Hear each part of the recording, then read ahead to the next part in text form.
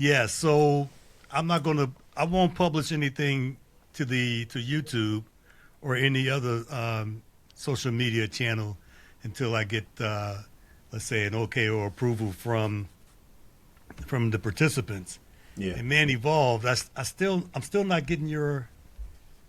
I don't know what's up with your connection. But so what I wanted to kind of for us to kind of have an open dialogue and talk about, and it doesn't have to be long, is the fact that we got we got you and I, and but you have more of an international flavor too by living in Canada. I don't know for how long, and You then do. Manny You do Evolve too. is You do is too. I mean, you was over there. You was at a place they couldn't even say your name, so you can't say that about me. and Manny Evolve. He's in the Bahamas. So I want to kind of like I want to kind of touch on some things that even you brought up in our on our last discussion, and it was more around uh, uh,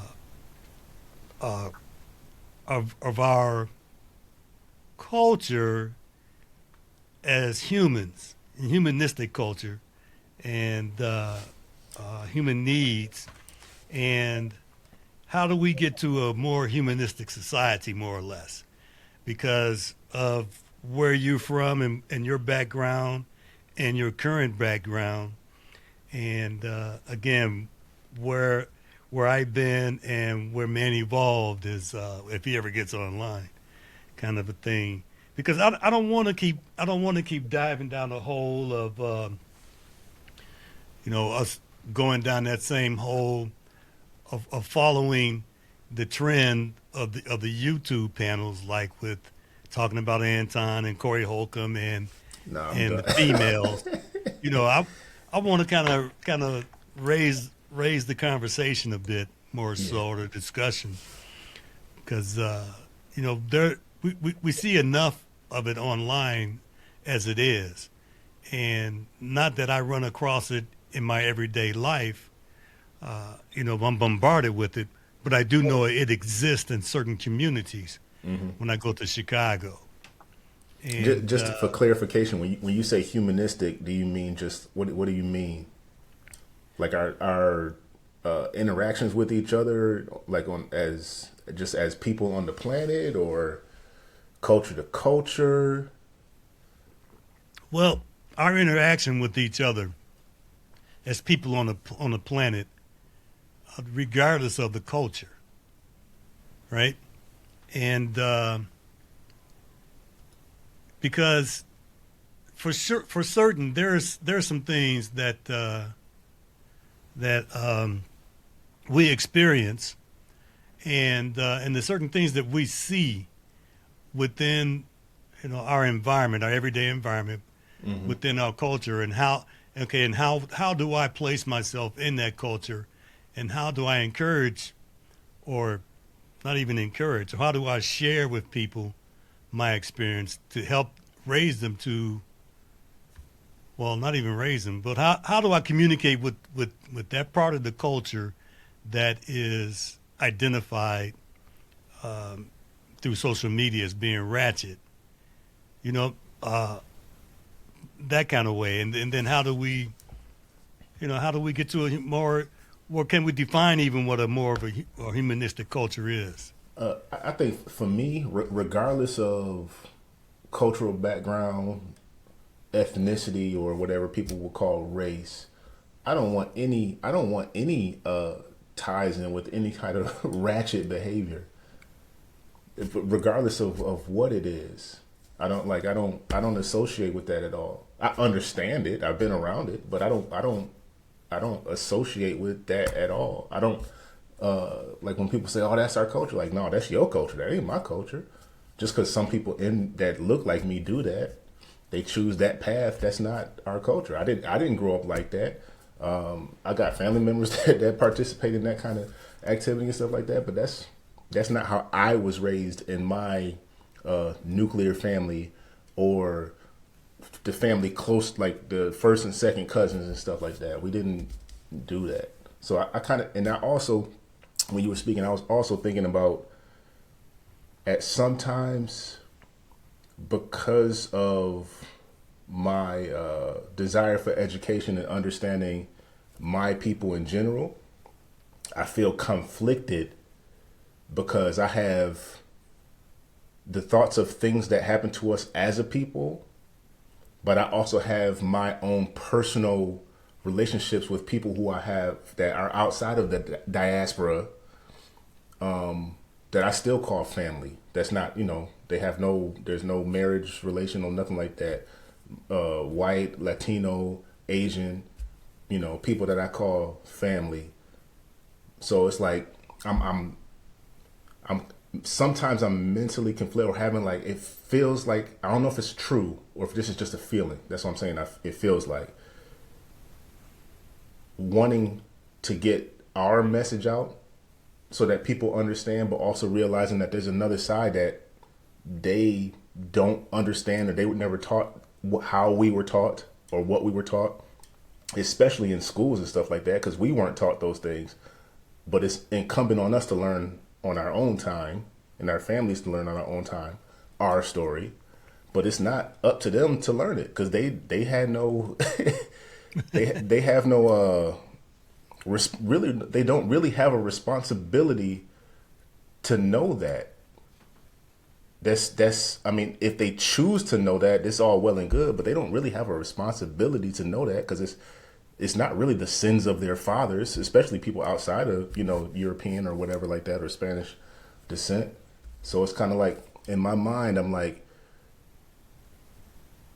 how can I enjoy that other side and also be in the mindset of where I know we need to be as a people, if that makes sense? Yeah, it makes sense. It's like you're trying to balance. I'm trying to balance my internal society because my internal society and my environment is mixed. Okay, for instance, my daughter is in a relationship. I know they're not going to get married uh, with a white guy. So they have a son. So my grandson, their child, he'll be 9 years old in April. So he's mixed race, right? Mm-hmm. So so at times I'm conflicted with how do I balance that, even within my own family, right? How do I balance that, and how do I or what do I teach him? What do I share with him? Mm-hmm. Okay, I can share with him my background and how things was when I was his age, but how do I how do I allow that connection, right? Because when he interacts with his dad's family, they're on a totally different side of the spectrum. Mm-hmm. Okay, is will that create any confusion for him? How does he They don't teach them that stuff. huh? They don't teach them that stuff. They live life. They don't focus on things like we do because Uh, of the history. They don't. I'm like I said, I'm in an interracial relationship. I mean, she might not be from the States, huh? but their family don't talk about history or things of that nature. Not saying that they all don't do that. They're not a monolith, but around my white friends and stuff like that, they don't talk about that stuff. The only time you Okay. hear them speak on that thing, those type of things from the past, is if they have a direct, I don't want to say a trauma response. For lack of a better word, I'll say a trauma response to their parents or their grandparents' relationship with them or whatever like that. But I don't Okay. ever hear about anybody talking about like this happened to their family generations of people they don't know and stuff, and now this is where we are. I don't hear them they don't have those conversations. They don't have to have those conversations. Okay. Even like the Irish, when they came over, I don't hear no Irish people talk about, yeah, when we came over here we were, treated bad or whatever. No, we here now. We don't. It's not on their mind like that. I think the reason that we do it is because we know that there is legitimately something owed. We understand how things work, how the game was laid out to us, and the definitions and terms that's on the table. And if you say that all this stuff applies, that if this happens, it's like when you're doing computer code. If this, then that. If this, then that. If this, then that. And you just keep going. If you're saying if this happened, then this should happen, and that stuff is not happening for us, then it's just some unresolved issues that we still have to deal with, unfortunately, in 2026, that a lot of other people don't have to deal with at all. Mm-hmm. And it's not even on their mind. Mm-hmm. Like, it's not even on their mind to think about it at all. So it's for us, man. Like you said, for your grandkid, for my mixed race children, when I'm explaining to them certain things, I have to, because I know just from the origin of their grandparents and their ancestors on the other side, it didn't come from over here. So I don't have to have that discussion about demonizing their other side. You know what I mean? Right. While trying to tell the story, but I have to have to make them aware of our history as a people, and unfortunately what society may potentially view them as, depending on who they're around. You talk to some of my mixed race friends and stuff like that, and they're like, yeah, sometimes at some point I felt like I had to pick a side, had to fit in. Yeah. So it's like that's in itself, that's got to be it's like, what did I sign y'all up for, man? Yeah. Okay. Yeah, I can see that. Yes, it's like walking a tightrope, or on a razor's edge, because at any moment that whole thing can just blow up with a misplaced word, or even a misplaced gesture. Yeah, so for us they call it the in wake up call. When you get one of those, when you think you good, and then you get an in wake up call, and you're like, oh, okay. Yeah. But I also know that that's not, you can't pick and choose when that stuff is going to happen. And it's not all of them. It's not everybody. Mm-hmm. But when you get into an isolated situation, just like with us, when you get into an isolated situation, and you walking down the same scenario, you walking down the street, it's 3-4 young brothers on with hoodies on and stuff like that, and they walking down. In my mind, I want to say, dog, these my brothers, man. I'm just what's going on, fellas? I'm expecting them to part a little bit so I can walk, around or through or whatever like that. But that might not be the case. Right. You might get a different type of wake up call, like, oh no, everything ain't sweet. So it's like, man, what it should be. We should all look at each other. I would love if we all would inherently look at each other in that way, but we don't. But so it's like, it's both sides of it, man. It's always both sides. And if you say something out of line to certain people, they gonna call you Uncle Tom or a coon or something like that. And it's like, no, I'm not looking at this situation like this. I'm looking at those individuals doing that thing. I'm not demonizing all of the people that don't look like me. I'm demonizing those people who did that thing, because I could literally do it on our side too. And why would I condemn all of us? I wouldn't. I dare not. Yeah. Okay. Yeah. I understand what you're saying. I definitely agree with you. And it's it's very delicate, especially with the atmosphere.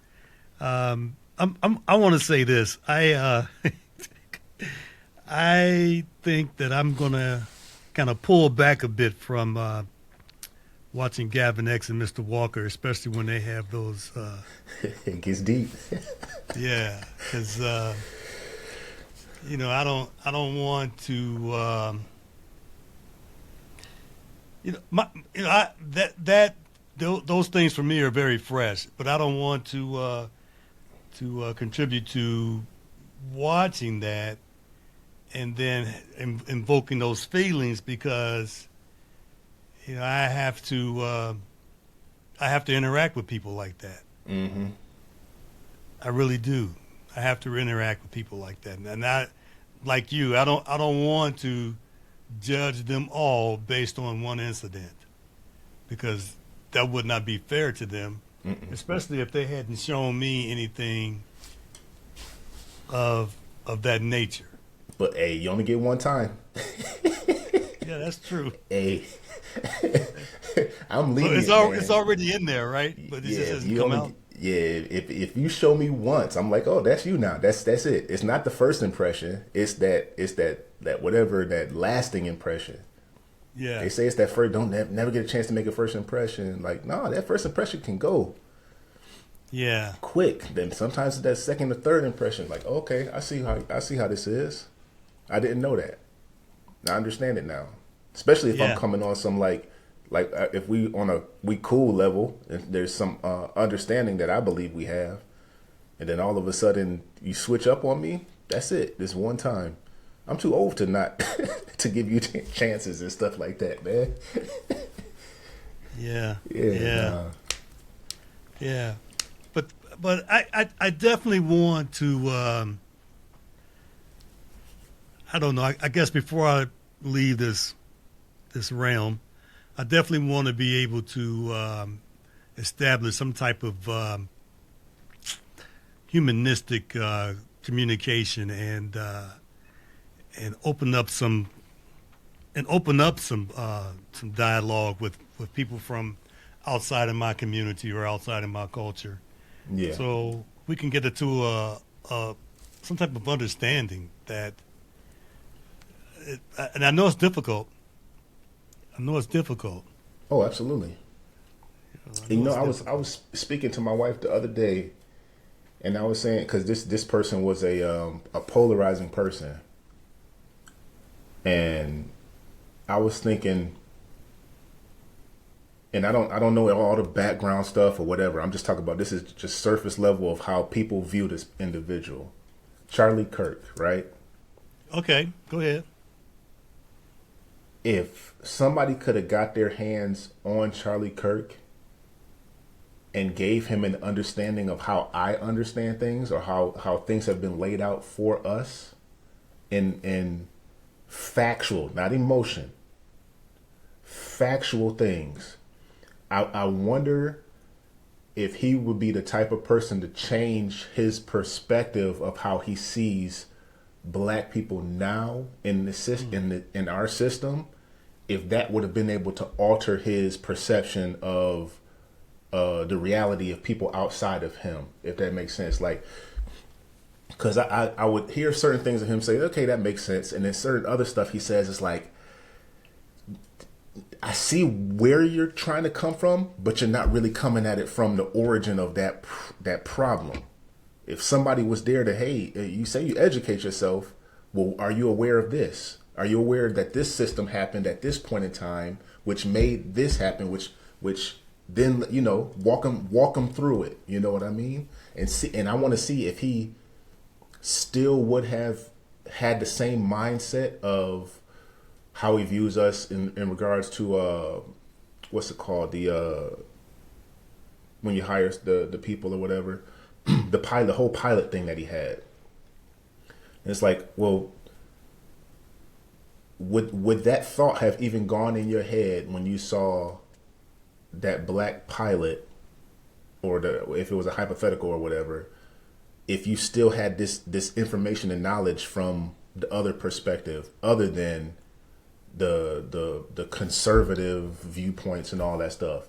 I'm not talking about left leaning, right leaning. I'm talking about factual things that have happened to put people in a certain position, generational traumas that are passed down, why people think the way they think. Just like, I think, was it Gavin Newsom the other day?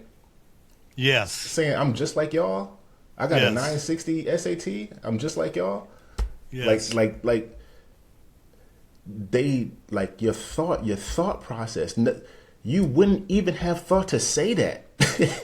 Right. Right. Like you Right. just dissed an entire ethnicity of people just simply saying trying to fit in. It's like you obtuse, man. You don't really understand. Like, I don't know, man. But Charlie Kirk, I would have wanted to see if somebody could sit him down, or anybody Charlie Kirk-ish, not him just specifically. If you could sit them down and walk them through the system and show them this is what happened. This is what still is happening. Statistically, this is what still is happening. Not the black people out there being hood or ratchet or nothing like that. I'm talking about documented on paperwork, the different practices like redlining and the loans and all that stuff, and how people's land was just taken, like the whole Gullah Geechee thing. People's land was just taken away from them.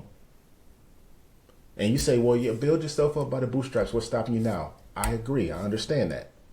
However, you can't tell us to do it, but whenever we did it, it was taken away. You can't have both, because you can't only be addressing our side. You have to address the other side too. And if I never hear you address the other side, and you're in that position of power, I know the other side is never going to be addressed. Because I never hear. That's why I have a conservative mindset, but I have no party allegiance. I've never heard Republicans or anything like that talk about those issues, other than what's her name? Real skinny Republican analyst. I can't think of her name. She's the only one I've ever heard on record speak about any issues like that. But other than that, I haven't heard any of them for either side. Caucasian female? Yeah. She's real skinny. I think she's a Fox News analyst, something like that. Or she's always on there. I don't know. I stopped watching mainstream news. No, yeah. I mean, I don't watch it, but I mean, you know, when you see it on like reels and stuff like that. Right.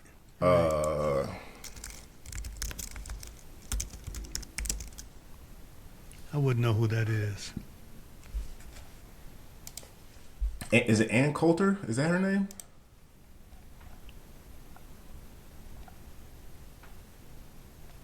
Let me look up her. That sounds familiar.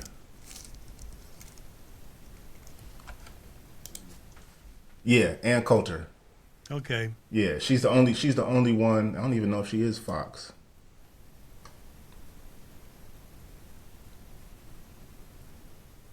And no, I don't agree. Like, what I'm just saying, she's the only person I've ever heard speak on that from a document and factual basis, not just these people are just going crazy. This is why. Okay. All right. So, yeah, I from this, I know we have a long way to go, and it's even longer when we start adding those other pieces of portions of reparation and genealogy and all this stuff that's polluting the mindset. I'm almost to the point to begin to realize that this world, this current set, is just not meant for it to happen. I kind of unfortunately agree with you. I don't see it. It's just not, and because this world that we live in, and it has nothing to do with the times. It's just the world that we live in, and the mentality of there's going to have to be some group at the bottom. That's just how it is. There's going to have to be some group at the bottom. You ever read that novel Brave New World? Mm-mm. yeah, the Brave New World is set like that. There's a group at the bottom that they call the savages, and they live on the perimeter, on the outside perimeter of society. And it's a group, and the people that live within the perimeter are classified by by like a Greek, like with Greek letters. There's the alphas, the betas, the deltas, the epsilons, and the alphas that sit on top, and then there's a working class. I think they're the epsilon, and they're more like the people from India, if you The catch caste my system. drift. Yeah. Yes, yep. And it's a good read. It's a good book, and it's a good novel rather, and it kind of spells out from what I interpret what I see today. And I got a clear picture of that when I had gone to Singapore, and it was real clear in Oh yeah. Singapore. Yeah. Singapore is very clear. You one street and it's like night and day. Yes, Yeah. yes, yes. Yeah. I was there in Gay Lane. Yeah, okay. So if you get opportunity, you read that novel. It's a quick read because it's not real thick. It was by George Orwell, I think it was. But yeah, Brave New World, and and that's what this our world is. We live in this realm, and our world that we live in, to my thinking, that there's going to be a class of people, a group of people, that's always going to be on the bottom. Mm-hmm. Okay, they're going to be on the outside of the societal perimeter. Aldous Huxley. Yes, that's who it was. Yes, yes. I get him and Orwell mixed up. I don't know why I do that. And I can understand that because everybody can't be just inherently everything can't be equal or even, right? But Right. it's what does that bottom tier look like? Yes. You know what I Yes. mean? Because that bottom tier could look a lot of different ways. Because when you spread the world apart and you look at American bottom tier, Uh huh. you look at South American bottom tier, Oh. North and South America bottom tier looks entirely different. Yes, it does. You I can know, agree. Like, so what does the bottom tier look like? Because the bottom tier could still live a very fruitful life because you don't need much, but it's always in comparison to your area, who you're directly around. Yes. Yes. Yes. So Yes. Your immediate like environment. Yes. median, thank you, immediate environment, like your basic needs being met easily. Water, what the waste is it Mm-hmm. trash and liquid waste, Mm-hmm. your food resources, your education system, Mm-hmm. the structure and shelter and infrastructure. If that's done, then everything else is on you. I mean, Yeah. because Yeah. Yeah. those Yeah. are the basic things you need for to live a decent life. I would say, just my opinion. That's true. That you know what? I'm glad we were on this, and you brought up a paradigm that I wasn't really thinking about in this. You know, when we, it's what does that look like? Because the needs are because how you live and that lower structure is definitely different when you compare America and South America. And I think I'm poor here, Hmm. but but but when I visited Guatemala, I was like, oh shit. Yeah. Yeah. Oh, god Yeah. damn, that's poor. Yeah. Oh, so I remember the little funny story. First time, maybe the first or second time, I went to Dubai. I've been to Dubai 4 times, thanks to my ship. But probably the second time because we kind of knew where we was going. And a good buddy of mine, we on our Liberty party, and we had been out to sea for a little time, so we had went to the Mall of Emirates, and we was coming out. We was about to go find a place to go drink and stuff, and this minivan like skipped the line and came up and got us because we was a group of 3. And he came up and got us, and we just got in. When he's cursing at the guys, the taxis behind them. I was like, just go, bro, just go. He got it. And I'm sitting passenger, and my buddy, I'm not gonna say his name, sitting behind me. Another buddy's on the other side, and he's like, "Hey, Till, hey man, I'm about to spend $100 on drinks tonight, man. He just talking mess. That's it, And I know him because I know he's just talking mess, but he's just excited.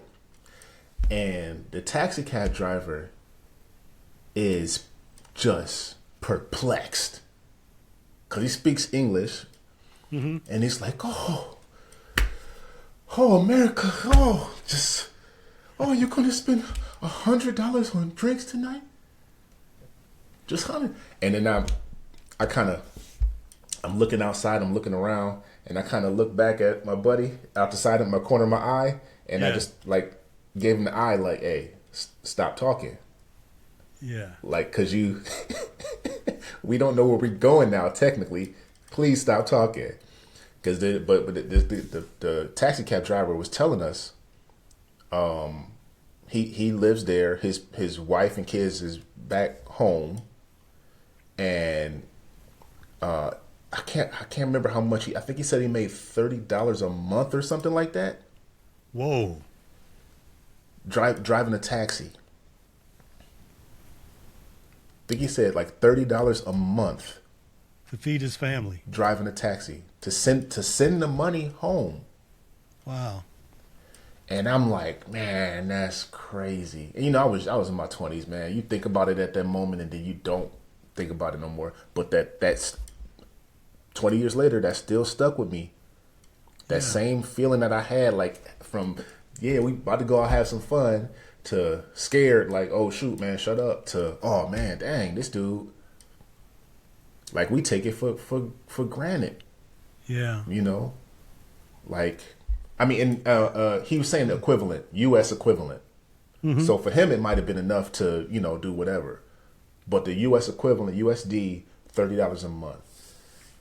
And I understand what you're saying. Yeah, I'm like, man, that's crazy. So what does, everybody's like, Dubai is all this stuff. And I'm like, no, I've seen the other side of Dubai. Okay. I've seen the gold souk, all the little shops and stuff like that. I've seen how the people who live there. You know what I mean? Not the sultans and all that other stuff, or rich travelers and expats, all that stuff. I'm talking about the people that live there, that work there. They TCNs, third country nationals, they called them. They did that in Kuwait as well, TCNs. And it's a lot of people from the small little city states and small little countries all around. It's a lot of Filipinos out there in Dubai too. They're working, right? They're working. I'm talking about the working class. Yeah. Yeah. Like East Indians, like, man, it's like those people they're not living a Dubai lifestyle. When you see all the videos and stuff like that, those people are not living like that, man. That's why I tell everybody, if you can, travel. Don't just go to the same place. I was fortunate. That's why I joined the Navy. Okay. I joined the Navy to get out of Buffalo and to travel. It's like, I'm not going to nobody's army, because my god sister was in the army and they talk about them 9, 12-month deployments. I'm like, I'm good on that one. The Marines, my buddy was in the Marines, and I'm like, nah, I'm good. Y'all the first one's in, last one's out. Or is that is that the Army? First one's in, last one's out? Anyhow. No, the Marines. That's the Marines. First one's in, last one's out, yeah. Yeah. But, and I'm like, nah, I'm gonna go try to see what I can do on one of these ships. Go around the world, get my passport stamped. So that's why I did it. And then when you do that, man, I think it changes something in your mind that a lot of other people, especially our people, they're not gonna understand. Because when I went back home and talked to my boys, my brothers back home, it's harder to relate on certain things because you know they don't have the context of that. I understand what you're saying. It's like, man, we could be living so much better. Why are we doing this? We're doing this to ourselves, it feels like, man. Believe me, I understand what you're saying, and I was faced with the same experience, and I also was promoting the same message, even to my internal family. You all need to get some passports and go visit some place besides getting on a cruise ship and just going to some port. Okay, you need to go experience other countries because you're right. When my first experience out of the United States definitely took the covers off my eyes, and I saw some things that, well, I didn't know what to expect, but I saw some things that was definitely an eye opener. I heard What year was this, and where did you go? Well, it was in the year was 2008, and I went to Istanbul, and that was my first experience of being outside of the United States, off this continent, and interacting with a group of people that was totally different. Okay, totally different society, totally different religious base, totally different language. And I was awestruck. I was like, God, Lee. Because the one thing I noticed was that when I got off the plane, you mentioned taking things for granted. Okay, being in the United States, you get into the airport, you see police officers, right? I mean, that's just something you're going to see, right? But when I got off the plane in Istanbul, just in the airport, there were the military walking around armed with automatic weapons, not on their shoulders but in their hands. In their hands, yeah.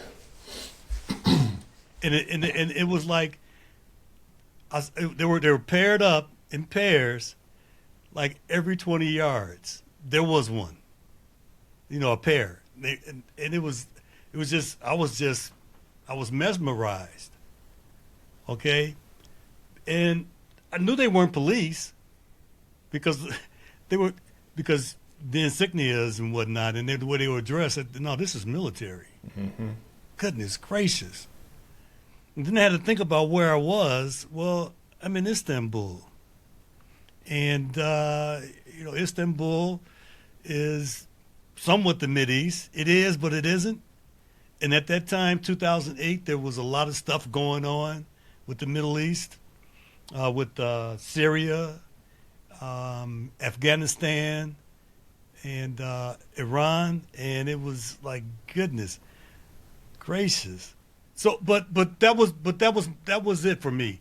And then I got a chance to see how the people lived. I went away from the tourist side because on the European side of Istanbul is all of the old country, Constantinople, and a lot of the tourist attractions. That's on the European side, and you get those hotels and whatnot. But when I went on the opposite side, across the Bosphorus, on the Asian side of Istanbul, that's where the people live. So I got a chance to get down into the community to see where the people live, and I was like, oh man, look at this. Okay, not that they were living in squalor and slums, but they were living the everyday life kind of a thing, without all the glitz and glamour. It wasn't polished. Okay, and that opened my eyes to some things, and it was like, yeah, okay, what we see in America and what we experience in America is something totally different. Totally different. The infrastructure is different. I know what you're Yeah. talking about. Being in those places, when you see those buildings, you're like, oh, they don't got the same codes and stuff we do. Right. Right. Right.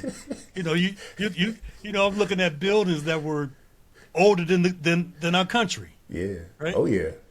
It's like God, dog.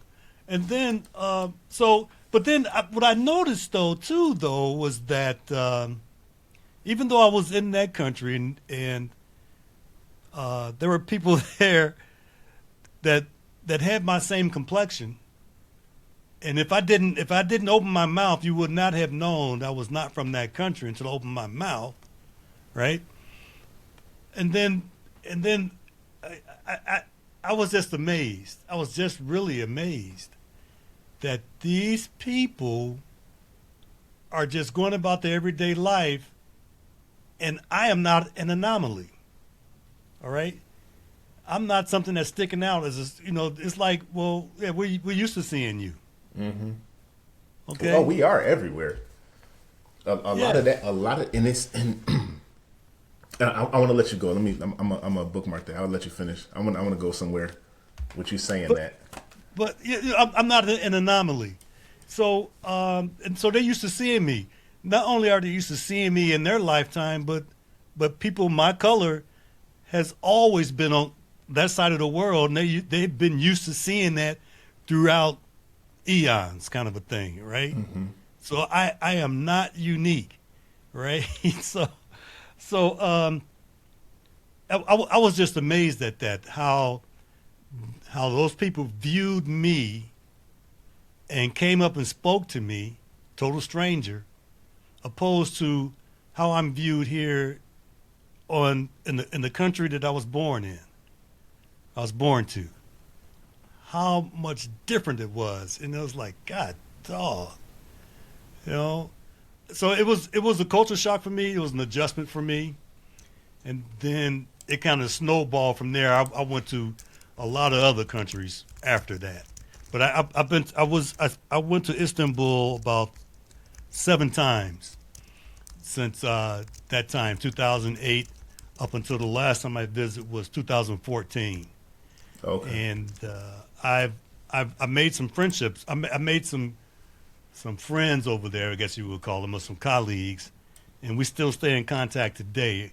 And I'm trying to get back there, but but go ahead. Where were you want to go with that? What you were saying when you said we're all over the world, we're everywhere, right? I had come across I forgot what I was watching. Like I do reels and stuff, and because of my algorithm, it goes through like historical things about our people in Americas, but also around the world. And I'm thinking in my mind, roughly 90% of the world's populations lives in the northern hemisphere, but it's still all concentrated around the equator, right? So Yeah, go ahead. just by through science, the majority of the people would have to be heavily melanated people. They say that when it was called Pangea, when it was all one Yeah. Okay. continent, when Right. the Earth was created, and everything started towards the center of that mass, and as things spread out, that mass was Africa, what we know as Africa today. Okay. Which Africa, I mean, I think it said the Romans named Africa back in like 600, Yeah. something I, like I, that. I heard that. Yes. So the place that we all have an affinity for, we told to have this affinity for, wasn't even named by us because the people that lived there didn't see it as that. So it's that's funny in itself in context. It's like you say I'm African. It's like, yeah, you didn't even we didn't even name that. That's just like when Columbus came over to the Caribbean, never even landed in the contiguous United States, and was lost. And because he saw what? Copper skinned people. Right. Copper skinned people. He thought they were Indian Yeah. because Indians are copper skinned people. So when he came over there, he saw another people. Oh, this got to be there. We got to be right because they don't look like us back home. So in Spain or over in Europe. So this got to be we in the right spot, y'all. Yeah. And then we get. And the point I'm trying to make is like, what effort it took to erase all of that. And it being documented when they went to the places and came to the Caribbean, into what's known as Caribbean and the Americas, and they saw the indigenous peoples there and the tribes that they displaced us, heavily melanated people. And then now we get told that we're a part of the transatlantic slave trade, and we're told to all believe that. But now I'm coming into realization that a lot of people were here already living amongst other tribes, but because they didn't fit into the image of what those tribes look like, they kind of erased that from the history books. Because we're all literally all over the world. We're not all African. So it's like what kind of concerted effort it took to amongst different people. I know. It took amongst different people to, and it had to be and they didn't know about each other. It had to be individual ego-based things to say, no, if we're going to tell the history, we can't tell it that way. Let's shoot those big noses off of those statues. Let's throughout history, when we're documenting, make sure the saturation is off on those pictures you're taking so that can look lighter. Yeah. These historical people that we hear about. I heard like Beethoven or something like that. Like, what? Yeah. And then you don't know what to believe. Right, yeah. It's like, what do I believe? But like what effort it took to erase a lot of that from history. And then we grow up in it and you think like, oh man, we was all slaves, man. We was this. And you start to learn more and it's like, wait a second, man. Yeah, it can't be only that. Right. That wouldn't make sense at all. Because how did the other people get here? Right. You know what I mean? Oh, I know exactly what you mean. Yeah, man. So, I mean. I know. When I actually came back from my first trip over in Europe, I began to really have some deep thoughts about that whole thing, the Middle Passage and all that, and slavery and whatnot. And then I began to look into my family tree and go through my family tree and see how far down I could go into my family tree on both sides, and found out that, oh shit, we go back pretty far, further than the Civil War. So it's not that we just start here and this is it kind of a thing. Yeah. And I actually thought about that whole thing about the middle. So if there was and I thought about it, I said, man, if there was an actual slave trade of ships going to the African continent and coming back with dark-skinned people, and there's millions of people, right, that supposedly there were millions of people that they transported. How many ships had to be on the water to do that for X amount of years? How many ships? And how big were these ships? Okay? And then I'm saying to myself, that's virtually impossible. There couldn't have been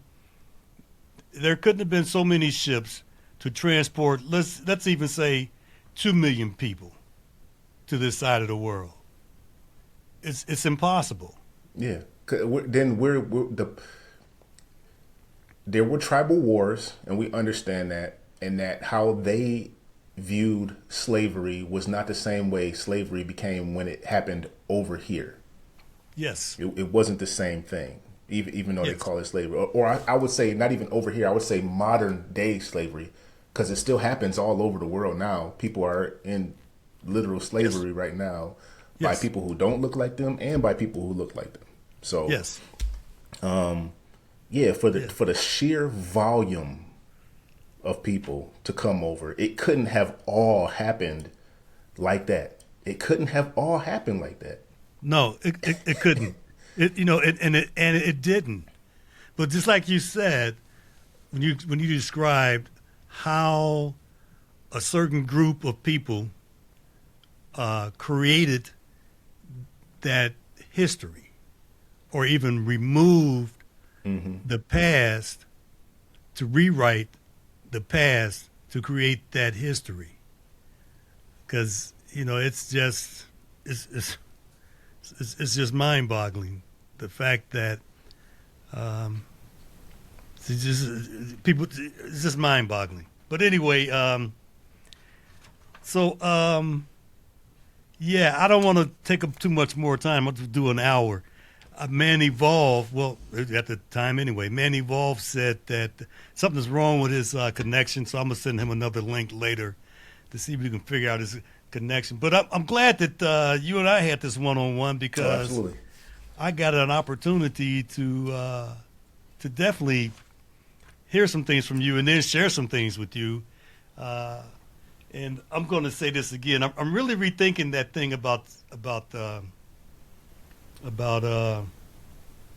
SBC Truth Over Lies, because the one thing that I'm really being turned off with the internet is with some of these panels of how the men and the women call each other niggers and bitches.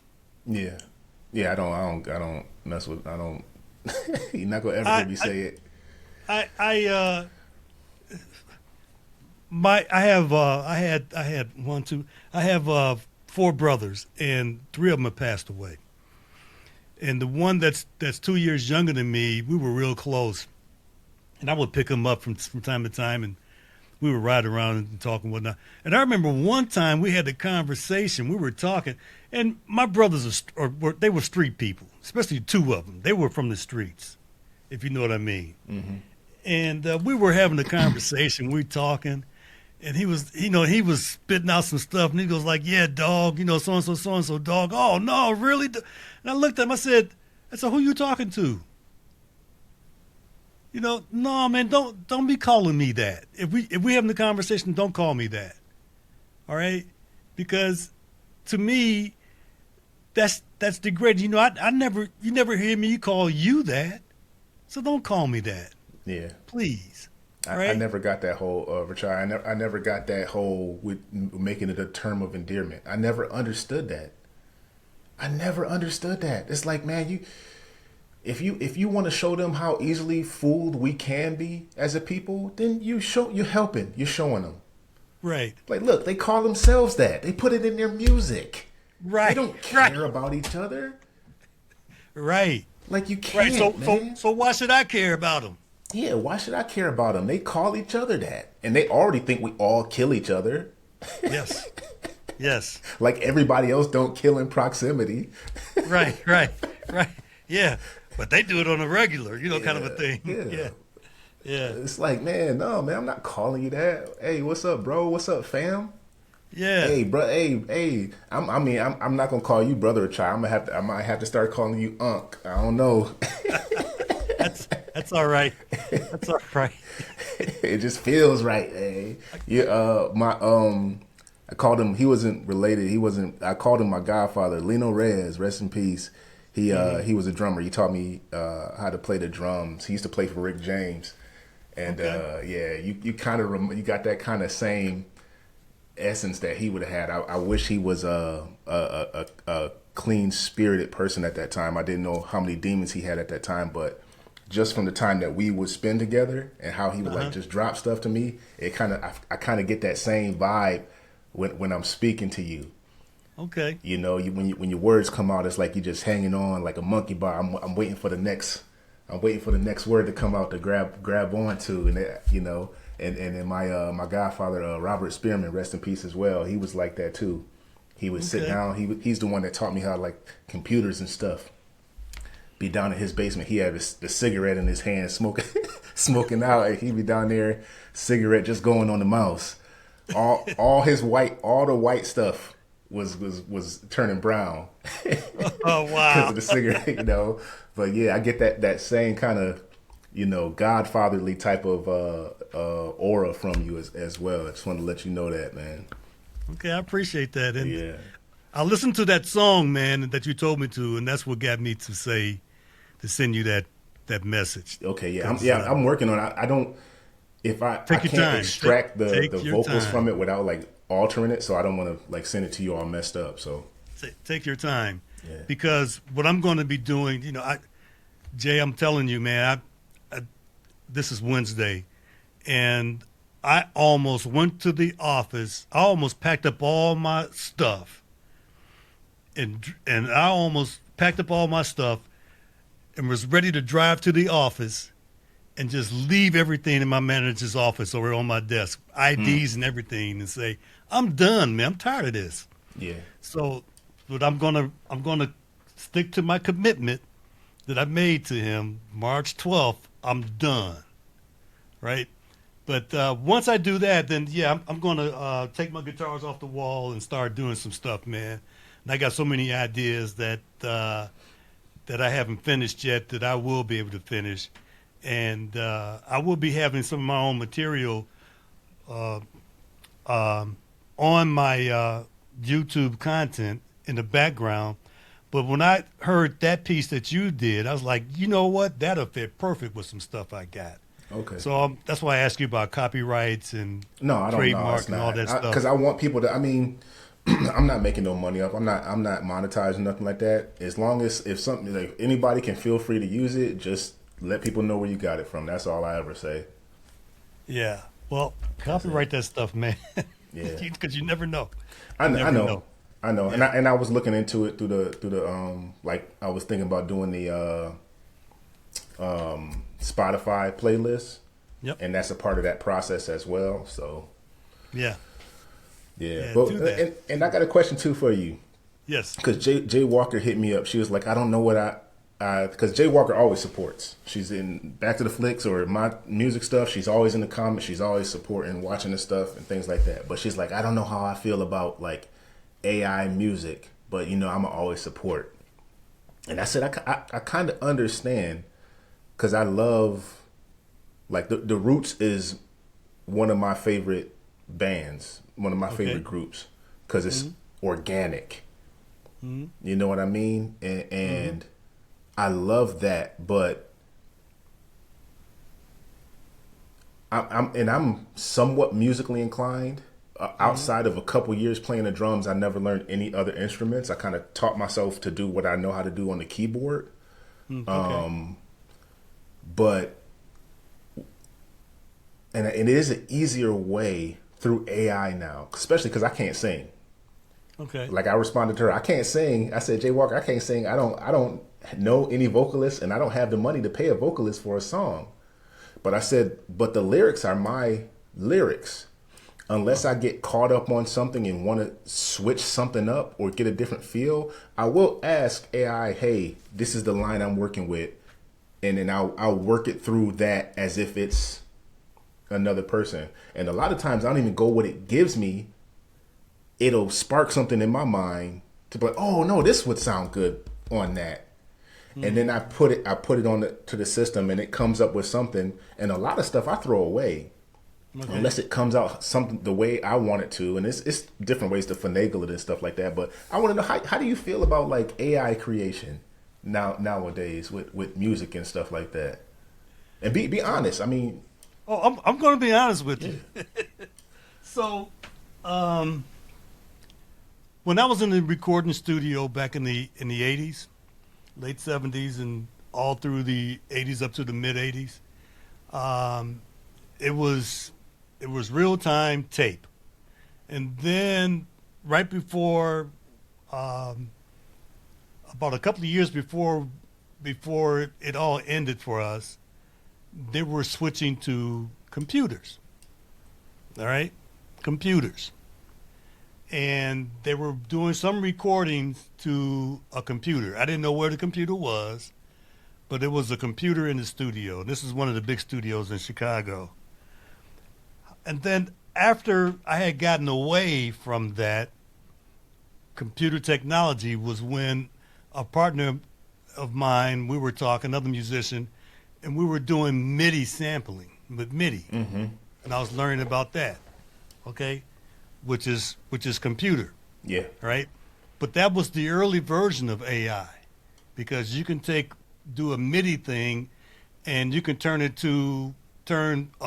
certain sound, a piano sound, and you can make that piano sound be a flute or trumpet or any other instrument other than a piano through MIDI, and then you can trigger certain things in your sessions or in your songs with MIDI to play certain things with MIDI. So that was AI back then, and then we got into vocalization with autotune. Right? You didn't have to learn. You did not have to know how to sing, as long as you had autotune. And there are many songs out here, even today, that are hits that were done by people who cannot sing. Yeah, but I mean, Zapp and Roger didn't start it. They innovated it, like with the computer love and stuff like that. But I mean, Yeah. a lot of people use it now, and you listen, you be like, oh, they didn't hit that note for real. Right. I met a lot of people, man.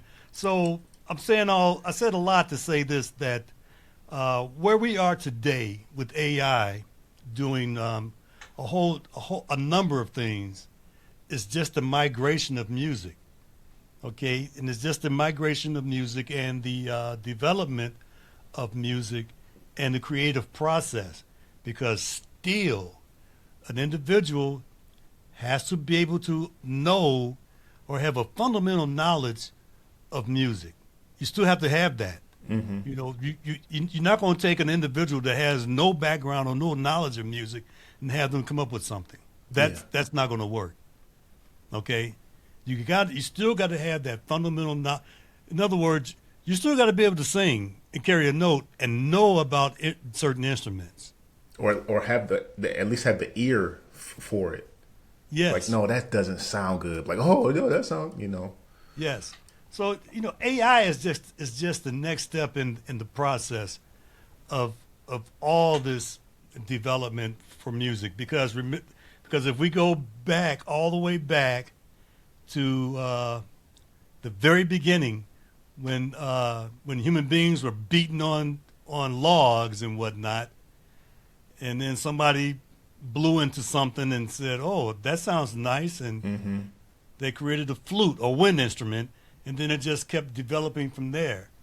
It's where we are now. AI is just the next step in the evolution, because even today, okay, I got downstairs in my basement, I got amplifiers and stuff, right, and foot pedals and crap for my guitars. And I was just thinking yesterday, Jay, that I'm getting rid of all this stuff. I'm selling all this stuff and just keeping my guitars, because in my computer is everything that I need. All the software. All the software to create whatever sounds I want. And that's AI. Okay? And it is. And I'm so happy you said that, because I hear, like, there's some people, like I said, when I'm going through my reels, the algorithm is music as well. A lot of those creators that I enjoy on there, like, do you watch Media Man? Yeah. The guys that he has, like, on his little interludes and stuff like that, playing the sound machines and stuff like that. Yes. How is that any different than? I mean, they're physically doing it, but it's all digital. They take a sample, put it in, tune it up, tune it down, alter it, do whatever they can, chop it. Yep. Play it, and they doing it. It's like it's skill, it's still talent, but where do you draw out? And I want to put that on my other channel. Like, I want to actually just do a video, like, where do you draw the line? Like, for the people who are still apprehensive about using AI for a music medium, where do you draw the line in that?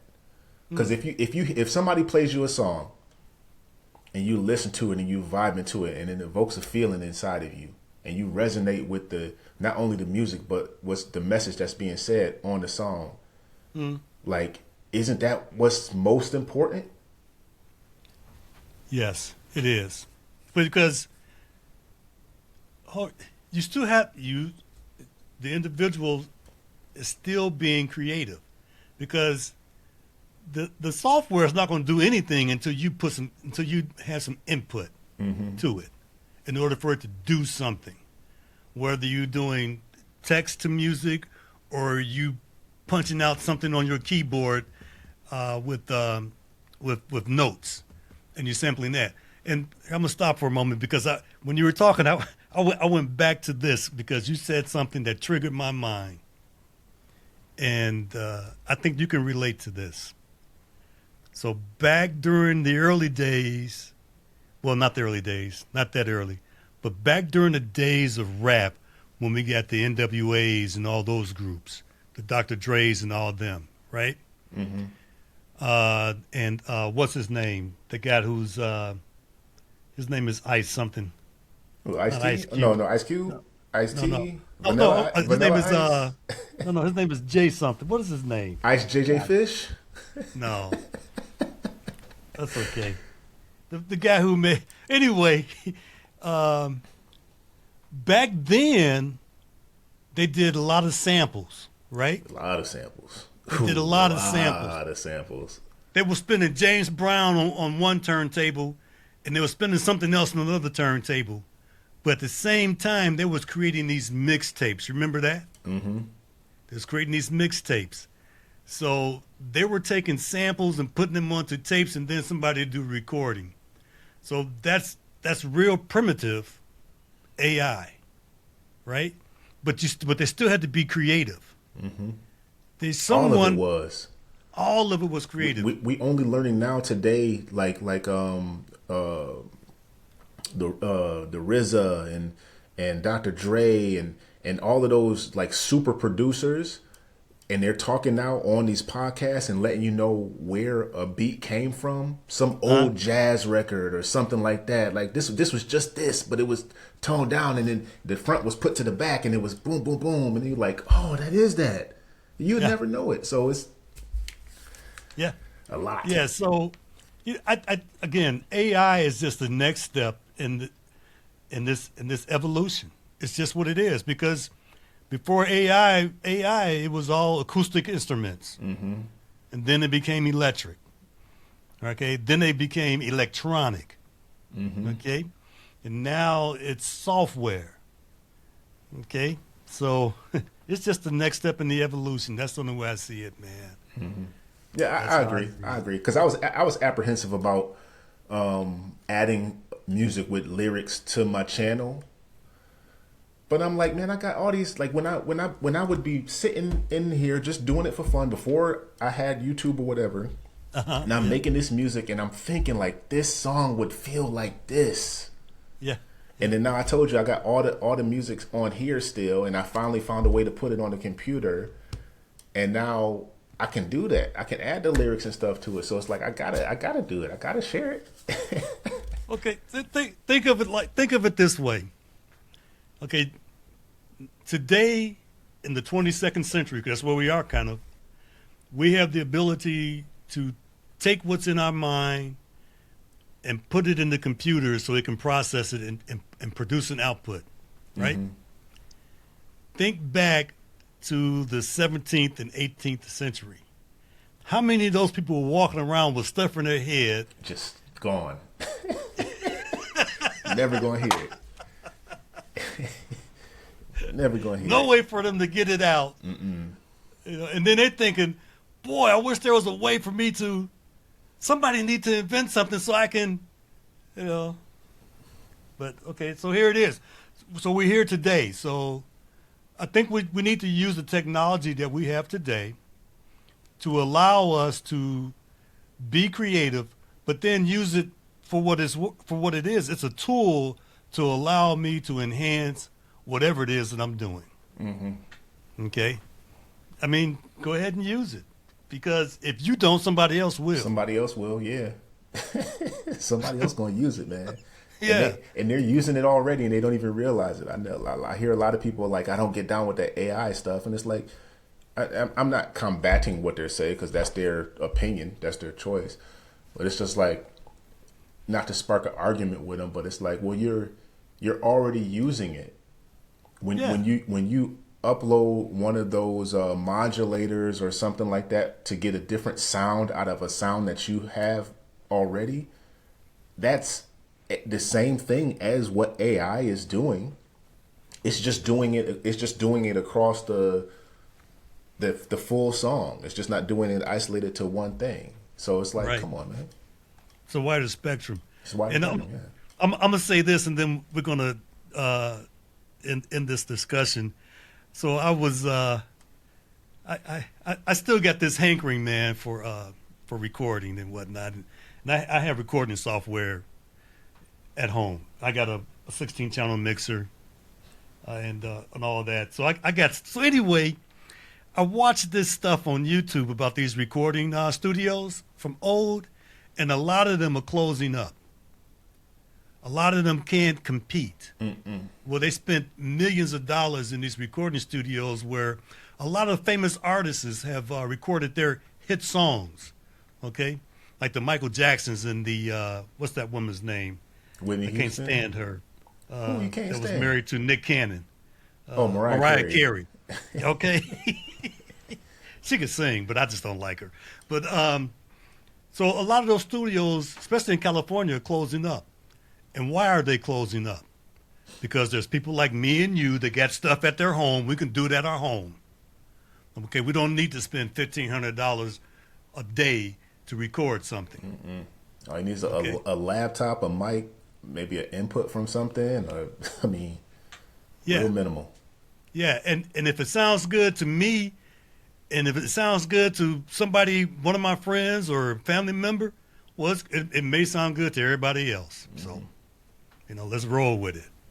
But anyway, hey, great talk, man, and I learned so much more about a fellow SBC Likewise. chat member. So I'm gonna let you go so you can get on with your day, and I'm gonna get on with my day, and I'm gonna go find me some food. Yeah, my Grocery daughter's shopping. eyeballing me, man. She wants to watch a movie on the thing. She's eyeballing me. They out of school today Yeah, because of the snow. let you go to your family, man. All right, you Appreciate take it the easy. session, and we can do it again. Hey, I'm here every time if I can be. Absolutely. Alrighty. Thanks All a right, lot, take it easy. man. Yep. Appreciate it.